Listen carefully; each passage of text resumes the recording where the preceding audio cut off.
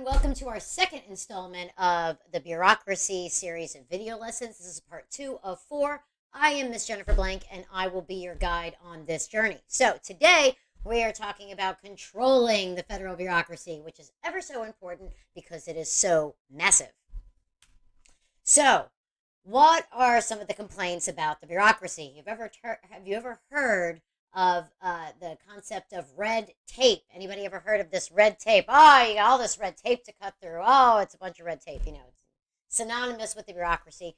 Basically, what this means is there's too many procedures, and they are like obsessively rigid about it. Like, it's just, if you don't dot this I and cross this T in just such a way, they throw out whatever it is you're submitting, and like you have to resubmit everything and start from scratch. It's ridiculous.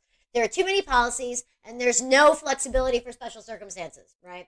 And there's so many forms, so many forms, lines to wait on. It's ridiculous.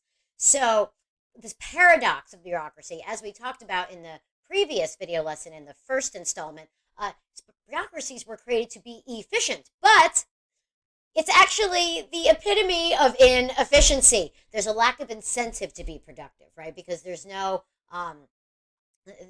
reason to be productive. Actually, you get busted if you don't follow the letter of the law, if you don't follow the policy just so. So it actually is an incentive to not be productive, right? You have duplication of services. The bureaucracy is so complicated, and so many different agencies and different areas of the bureaucracy actually are in charge of similar things. So now you have duplicity, right? So this one makes it confusing for a customer or a voter, a citizen trying to access services. Makes it very confusing. Which bureaucracy do you go to access said services, right?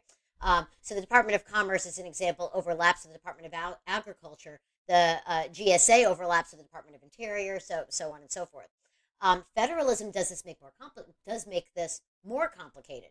You've got states and the federal government that perform many of the same services. So who is actually in charge of what?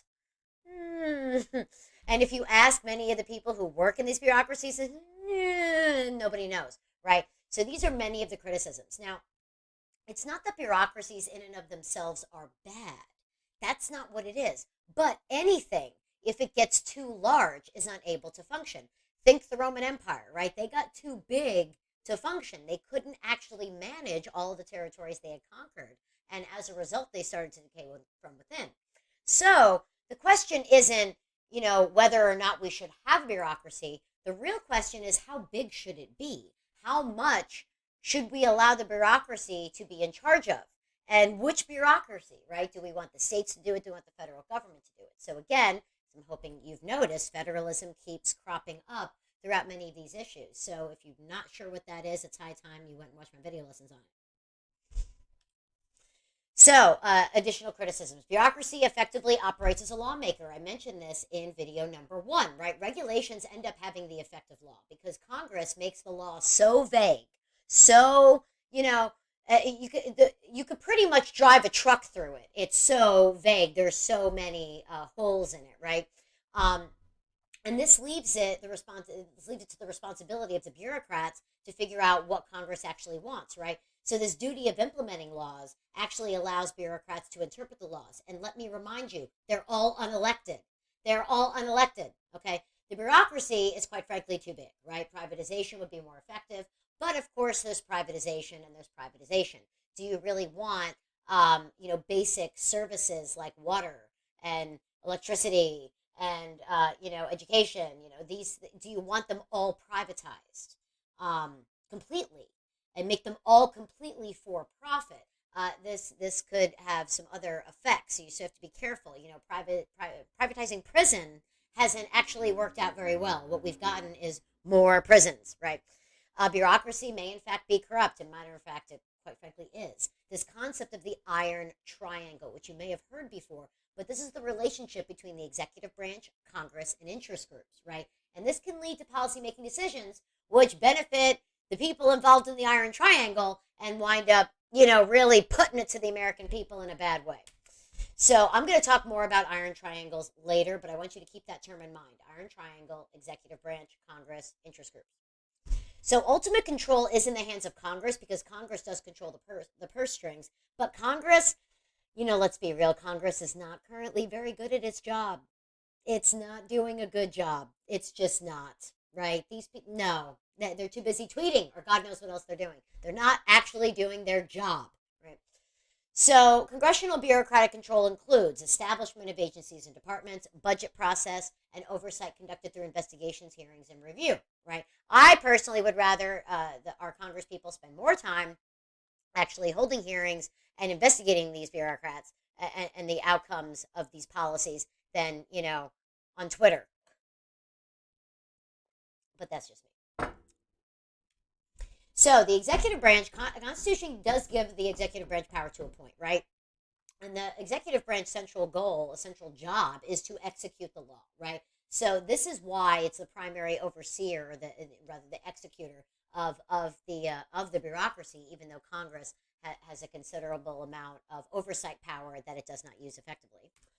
So the cabinet structure, we've talked about this before, but I want to go into a little bit more detail, right? There are 15 major departments. All the secretaries are appointed by the president, but they have to be confirmed by the Senate. The Senate has to confirm the cabinet secretaries or they cannot take the position, right? They're in charge of law and policy implementation. They do provide advice to the president concerning their policy area. They're also in charge of determining their own department's budgets, which have to be approved by the president, right? Now, Congress may create new cabinet departments, not the president. Again, with this, people think the president can declare war. No, Congress has most of these jobs, has most of these powers, not the president. And we would do well to remember that. So what can the president do? They can appoint and remove agency heads. They can reorganize the bureaucracy. They can issue executive orders, and they can reduce an agency's budget. They can do these things.